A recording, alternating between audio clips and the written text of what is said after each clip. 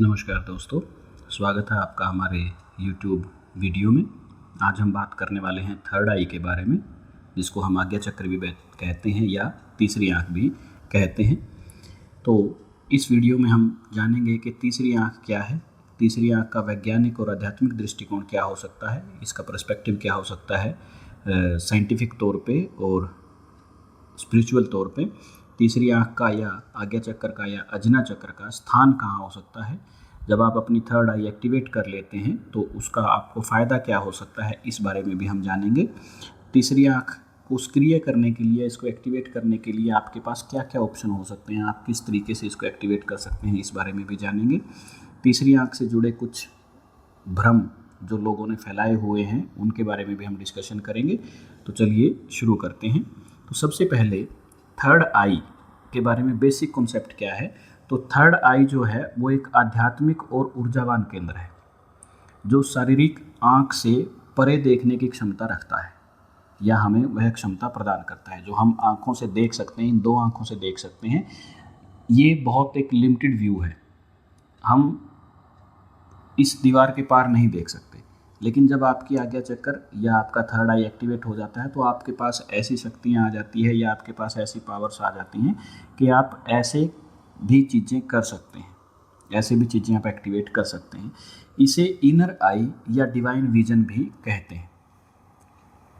तो शरीर में और आध्यात्मिक पहलू क्या क्या हो सकते हैं, फिजिकली और स्पिरिचुअली आप कैसे कैसे इसको ब्रेक कर सकते हैं। तो फिजिकल तौर पर थर्ड आई जो है वो हमारे पीनियल ग्रंथि हमारे दोनों कानों के, जब हम अंदर देखते हैं दोनों कानों के और हमारे आज्ञा चक्र के बीच में, जब दिमाग के हमारे सिर के बिल्कुल सेंटर में एक ग्रंथि होती है जिसको पीनियल ग्लैंड कहते हैं, तो वो हमारा शारीरिक तौर पर थर्ड आई है। और आध्यात्मिक तौर पर हम इसको यहाँ हमारे दोनों बाहों के बीच में और आँख के यहाँ बिल्कुल जहाँ औरतें बिंदी लगाती है या हम मंदिर में टीका लगाते हैं, तो यहाँ इसका स्थान बताया गया है। तो थर्ड आई का फिजिकल तौर पे काम क्या है, ये मेलाटोनिन हार्मोन जो है ये उसको प्रोड्यूस करता है। और आध्यात्मिक तौर पर यह आपको इंट्यूशंस को बढ़ाता है, आपके अंतर्ज्ञान को बढ़ाता है, आपकी इंट्यूशन पावर को बढ़ाता है। यह फिजिकल तौर पर जो आज्ञा चक्र है वो आपके प्रकाश और अंधकार को नियंत्रित करता है, आपके टाइमिंग को नियंत्रित करता है कि आप देख रहे हैं या नहीं देख रहे। जैसे ही हम आंखें खोलते हैं तो हम देखना शुरू करते हैं ऑटोमेटिकली। ये बेस्ट एआई सिस्टम है। आंखें खोली तो वैसे ही हम देखना शुरू कर देंगे, आंखें बंद करी तो फिर हम इनर विजन हमारे आने शुरू हो जाते हैं, पिक्चराइजेशन शुरू हो जाती है, थॉट प्रोसेस शुरू हो जाता है, वीडियो की फॉर्म में हम थॉट्स को देखते हैं तो वो शुरू हो जाता है। ये बहुत बेस्ट सिस्टम है। आंखें बंद करी तो अंदर का वर्ल्ड शुरू हो जाता है, अंदर की दुनिया शुरू हो जाती है, आंखें खोली तो बाहर की दुनिया शुरू हो जाती है। तो यह हमारे अंधकार और प्रकाश को नियंत्रित करता है। और आध्यात्मिक तौर पर यह हमें सेल्फ रियलाइजेशन देता है। आध्यात्मिक तौर पर इसको देखें तो सेल्फ रियलाइजेशन हमें देता है हम क्या हैं। सबसे बड़ा प्रश्न हम यहाँ पर ये देखते हैं कि मैं कौन हूँ, मैं क्या कर सकता हूँ, है ना। तो सबसे बड़ा प्रश्न आपका ये यहाँ पर आता है। तो ये आपको ज्ञान जो मिलता है ये आपको आज्ञा चक्र से ही मिलता है। तो इसके की फीचर्स क्या हो सकते हैं आज्ञा चक्र के बारे में अगर हम बात कर रहे हैं तो यह ज्ञान और सच्चाई का प्रतीक है। भौतिक संसार से प्रेत की दृष्टि देता है। इस संसार से हमें बाहर की चीज़ें जो बहुत बार हम बोलते हैं कि ये तो बहुत बड़ा योगी है, बहुत बड़ा संत है, भूत भविष्य और वर्तमान एक साथ देख सकता है। तो ऐसी दृष्टि, ऐसा ज्ञान, ऐसी टेक्निक आपको आगे चक्कर के ओपन होने के बाद मिलती है। सपनों पे, अंतर्ज्ञान पे, दिव्य अनुभवों से संबंधित आपका जो थर्ड आई है वो होता है। तो इससे जुड़े कुछ फ्रीक्वेंटली आस्क्ड क्वेश्चन होते हैं, तो जो हम यहाँ एड्रेस कर रहे हैं, क्या तीसरी आंख वास्तव में खुलती है।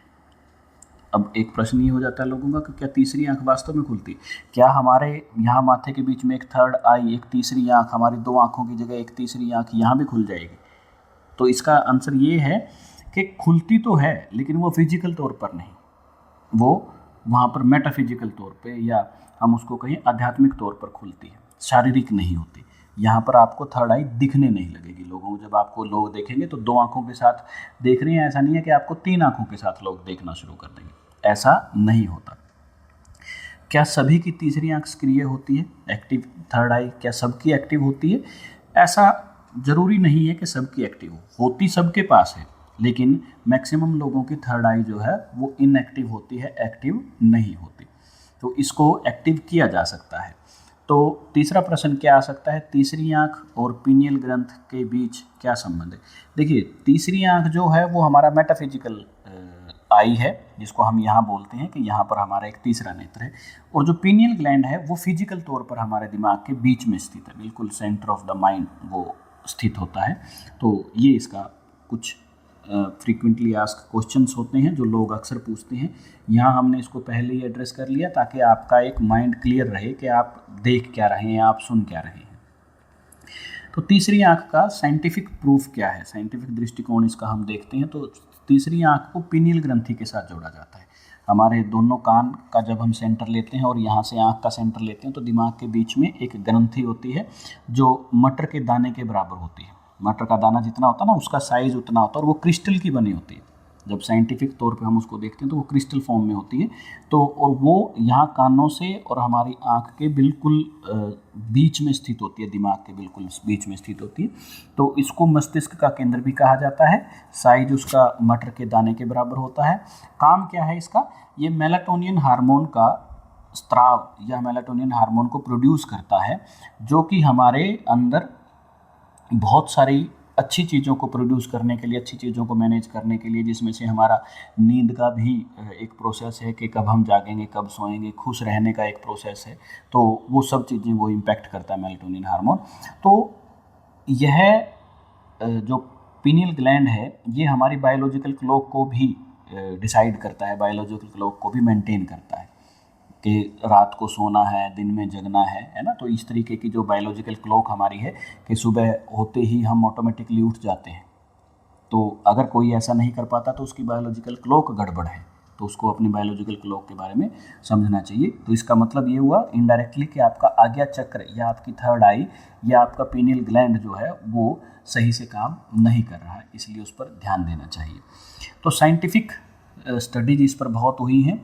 तो पीनियल ग्रंथि जो है या पीनियल ग्लैंड जो है वो एक DMT एक स्थिति होती है DMT की, तो उसको पीनियल ग्लैंड कंट्रोल करता है। DMT में हम क्या अनुभव करते हैं, ये ऐसा अनुभव होता है, बहुत गहरे ध्यान में अनुभव होता है या नियर डेथ एक्सपीरियंस में आप अनुभव करते हैं कि आपका एक्सपीरियंस जो है वो बहुत अलग हो जाता है। यह गहरे ध्यान की अवस्था में या निकट मृत्यु की अवस्था में नियर डेथ एक्सपीरियंस जो बहुत लोग करते हैं। बहुत बार आपने ऐसी कहानियां भी सुनी होंगी, यूट्यूब पे भी ऐसी बहुत सारी कहानियां हैं कि लोग कोई मर गया और फिर वो ऊपर गया कहीं, वो फिर वो पूरी स्टोरी सुनाता है, तो वो नियर डेथ एक्सपीरियंस है। तो पीनियल ग्लैंड जो है आपको वो नियर डेथ एक्सपीरियंस देता है, और उसके बाद आपका जो दुनिया को देखने का नज़रिया है, सोचने का नज़रिया है, पर्सपेक्टिव है, वो चेंज हो जाता है। तो उसके बाद 2013 में भी कैलिफोर्निया यूनिवर्सिटी में इसके ऊपर शोध हुआ, इसके ऊपर बहुत सारे प्रयोग किए गए। तो सबने पाया कि जो पीनियल ग्लैंड है उसका संबंध हमारी चेतना से है, हमारी कॉन्शियसनेस से है, हमारे सोचने के, देखने के, चलने फिरने के इस प्रक्रिया से हमारा पीनियल ग्लैंड का संबंध है। तो प्राचीन मान्यताएं क्या हैं, मॉडर्न साइंस क्या बोलती है और प्राचीन मान्यताएं क्या हैं? प्राचीन मान्यताओं में पीनियल ग्लैंड को आत्मा का सिंहासन कहा गया है। ये हिंदू में भी, मिस्र में भी, मायन सभ्यता में भी, चाइनीज़ में भी, तो सब में पीनियल ग्लैंड या थर्ड आई के बारे में आप देखोगे। बौद्ध में भी आप इसको देखोगे तो सब जगह इसका जिक्र किया गया है। तो आधुनिक विज्ञान इसको क्या बोलता है? आधुनिक विज्ञान इसको मस्तिष्क का टाइम कीपर, माइंड का टाइम कीपर इसको बोलता है, जो माइंड में सेंस ऑफ टाइम को डेवलप करता है पीनियल ग्लैंड। और आध्यात्मिक में या प्राचीन लोग क्या बोलते थे, इसको आत्मा का सिंहासन कहते थे।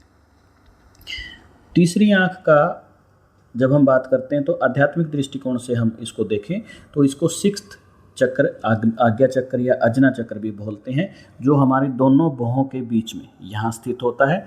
ध्यान में जब हम इसको देखते हैं या ध्यान में जब लोग अपने आज्ञा चक्र पर ध्यान लगाते हैं तो उनको वहाँ पर एक नीला बैंगनी रंग का इंडिगो कलर का एहसास होता है। अगर आप ध्यान में आंख बंद करते ही आपकी आंखों के सामने अगर आपको एक इंडिगो कलर महसूस हो तो आप समझ जाना कि आपका आज्ञा चक्र जो है वो एक्टिव है, वो ठीक से काम कर रहा है। जब और गहराई से लोग इसका ध्यान करते हैं और तब पहचानते हैं इसको, तो यह 2 पंखुड़ियों वाला एक कमल महसूस करते हैं। अपने यहाँ एक 2 पंखुड़ियों वाला कमल लोग महसूस करते हैं जिसका कलर जो है वो इंडिगो होता है। और इसका मंत्र जो है वो ओम है। इसके मंत्र उच्चारण की बात करें तो मंत्र इसका ओम है। ओम के उच्चारण के साथ भी आप अपने आज्ञा चक्र को एक्टिव कर सकते हैं। अब हम देखते हैं कि आध्यात्मिक मान्यताएं क्या क्या हैं इसके बारे में। तो हिंदू धर्म में तीसरी आंख का संबंध भगवान शिव से जोड़ा गया है। भगवान शिव की जितनी भी आप फोटो देखेंगे उनमें भगवान शिव के यहाँ आपको तीसरी आंख फिजिकल तौर पर महसूस या फिजिकल तौर पर दर्शाई होती है। तो तीसरा चक्कर जो है, तीसरी आंख जो है वो भगवान शिव का तीसरा नेत्र से हम उसको देखते हैं, जो विनाश और पुनर्जन्म का, क्योंकि किसी चीज़ को हमें पुनः बनाना है तो पहले उसको हमें विनाश करना पड़ेगा। तो भगवान शिव जो विनाश के देवता भी कहे गए हैं और उसके साथ साथ वो पुनर्जन्म के देवता भी हैं।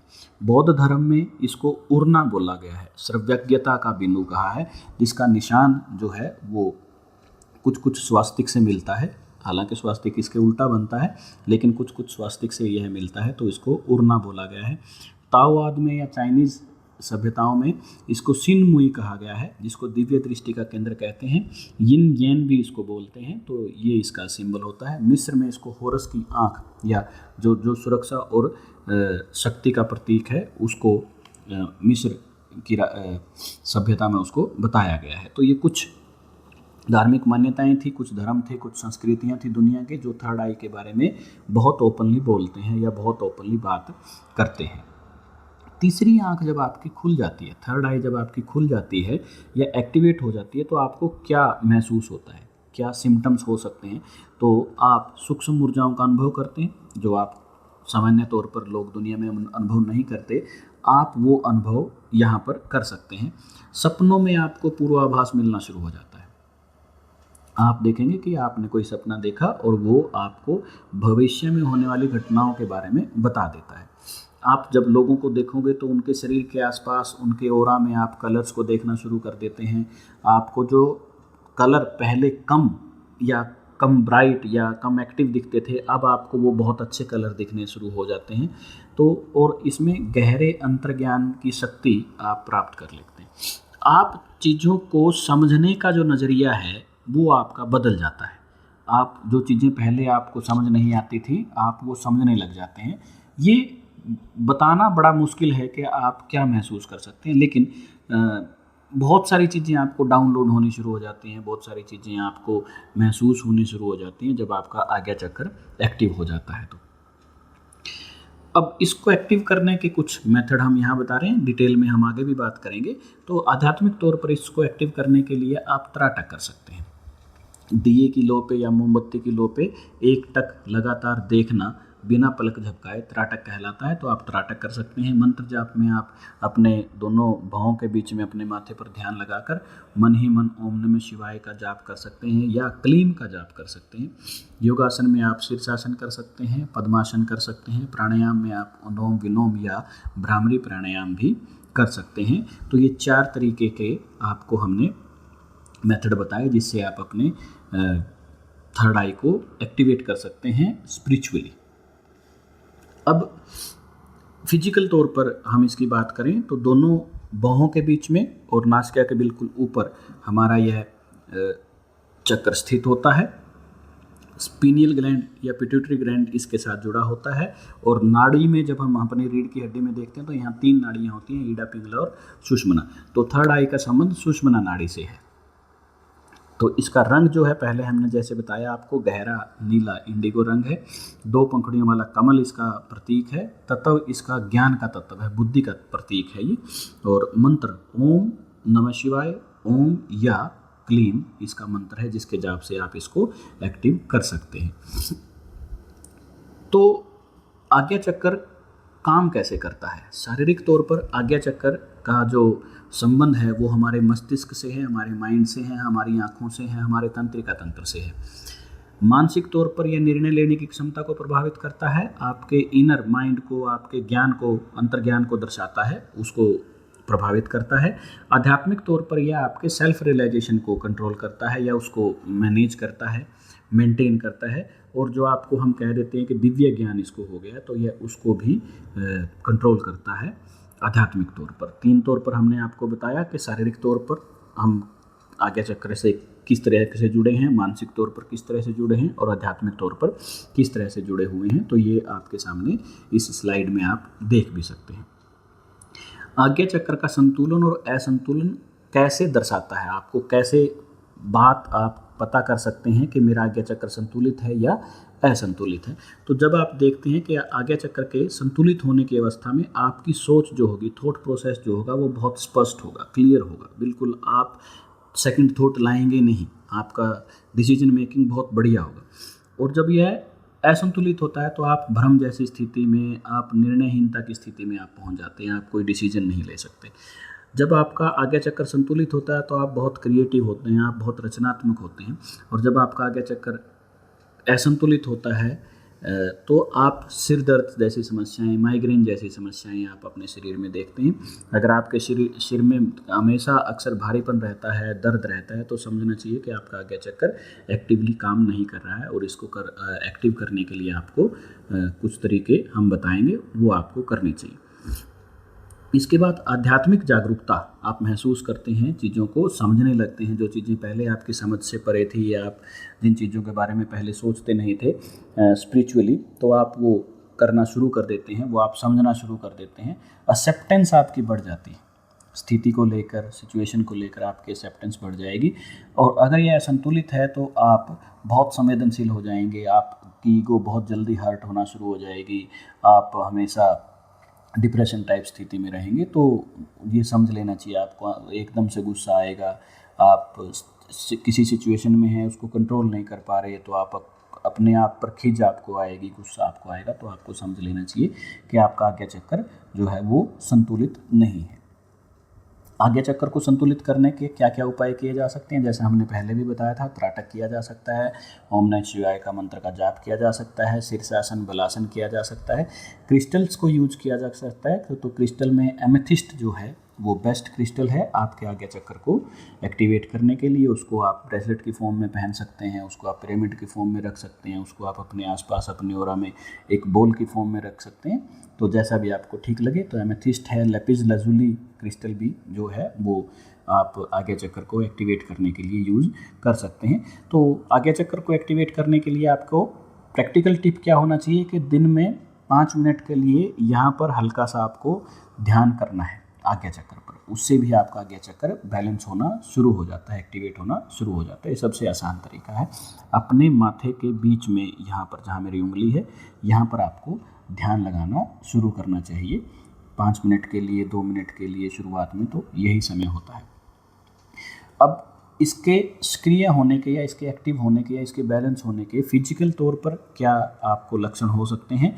तो फिजिकल तौर पर इसके सिम्टम्स हो सकते हैं। आपके दोनों यहाँ पर, दोनों बाहों के बीच में, दोनों आईब्रोज के बीच में यहाँ पर आपको हल्का सा झंझनाहट, हल्की सी दबाव महसूस होगा, कुछ आपको इस तरीके से कुछ चलता हुआ महसूस होगा। तो समझ लेना चाहिए कि आपका आज्ञा चक्र जो है वो एक्टिव होने की प्रक्रिया में चल रहा है। आपको सिर के बीच में हल्का सा भारीपन, सिर दर्द जैसी स्थिति आपको लगेगी।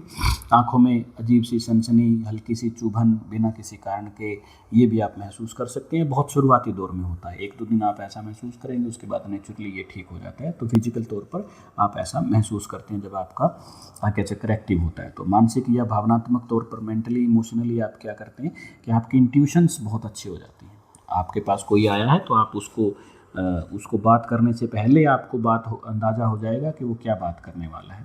छोटी छोटी घटनाओं का पूर्वाभास आपको होना शुरू हो जाता है। लोगों के विचारों को, उनकी भावनाओं को आप समझना शुरू कर देते हैं जब आपका आज्ञा चक्र एक्टिव और बैलेंस होता है। तो सपनों में आपको कुछ चीज़ें दिखनी शुरू हो जाती हैं प्रतीकात्मक तौर पर, या आपको असल में भी कुछ चीज़ें ऐसी महसूस होनी शुरू हो जाती हैं कि जो मैंने सपना देखा फिर वो सच हो गया।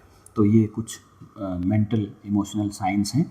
तो आध्यात्मिक तौर पर आपको कैसे लगता है, स्पिरिचुअली आपको कैसे लगता है? आप लोगों का ऑरा देखना शुरू कर देते हैं, आपको लोगों का ऑरा, उसके आसपास के चक्र महसूस करना शुरू कर देते हैं, आप उसके ऑरा में कलर्स को महसूस करना शुरू कर देते हैं। आप कोई भी चीज़ देख रहे हैं तो उसके आसपास आपको कुछ रंग महसूस होने शुरू हो जाएंगे। किसी के ऑरा में आप कुछ अटैचमेंट हैं तो वो भी आप देखना शुरू कर देते हैं।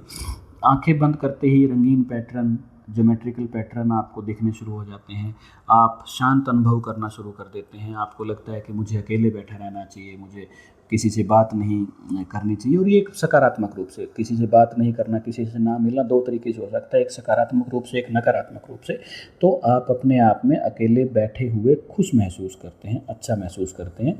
तो ये भी इसका एक सिम्टम है कि आप स्पिरिचुअली आपका आज्ञा चक्र एक्टिव है और बैलेंस है। तो आपके डेली लाइफ में क्या क्या परिवर्तन हो सकते हैं जब आपका आज्ञा चक्र एक्टिव हो जाता है, बैलेंस हो जाता है? तो पहले आप झूठ और सच को पहचानना शुरू कर देते हैं। उनके बीच में एक जो लाइन होती है कि ये झूठ है और ये सच है, तो उसको आप पहचानना शुरू कर देते हैं। समय की अनुभूति आपको चेंज में आना शुरू हो जाती है। कई बार आप बैठे होते हैं तो आपको लगता है कि मुझे तो बैठे कुछ ही देर हुई है, और कई बार आप महसूस करेंगे कि मैं यहाँ घंटों से बैठा हूँ, जबकि एक्चुअली उतना समय नहीं होता। तो समय की अनुभूति जो है वो आपको चेंज महसूस करनी शुरू हो जाती है।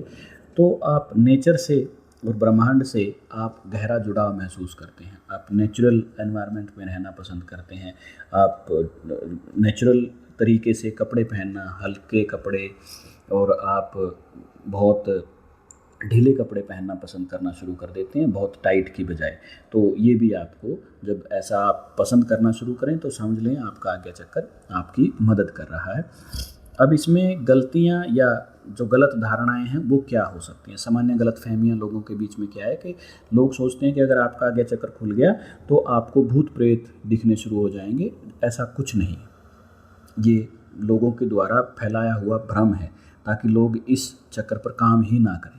क्योंकि वो काम करेंगे तो उनको ज्ञान हो जाएगा कि झूठ क्या है, सच क्या है, और लोगों को भ्रम से निकलने में मदद मिलती है। तो इसलिए ऐसा कुछ नहीं है। दूसरा, लोग ये बोलते हैं कि आज्ञा चक्र जो है केवल संतों के लिए है, योगियों के लिए है, बहुत ध्यानी आदमियों के लिए नहीं, कोई भी कर सकता है। आज्ञा चक्र को एक्टिवेट कोई भी कर सकता है और वो आपके फ़ायदे के लिए होता है। तो इसमें हमें सावधानियां क्या बरतनी चाहिए? तो हम सावधानियों के लिए हमें अभ्यास करना चाहिए धीरे धीरे, स्लोली, बहुत स्लोली। क्योंकि अगर आप अति उत्साह में बहुत जल्दी इसका अभ्यास करेंगे तो आपको सर दर्द हो सकता है। दूसरी सावधानी, हमें इसमें संतुलित आहार जो है वो करना चाहिए, और पानी जो हम पीते हैं उसको भी बड़े संतुलन के साथ आपको पीना चाहिए। तो ध्यान देने योग्य बात क्या करें? तीसरी आंख का विकास, या इसको हम जब डेवलप करते हैं, इसको जब हम खोलते हैं, तो यह एक प्राकृतिक प्रक्रिया है, धीरे धीरे खुलती है। इसकी एक्सरसाइजेज हैं, उनको आप धीरे धीरे स्लोली करें। इसके साथ ज़बरदस्ती कभी भी मत करें।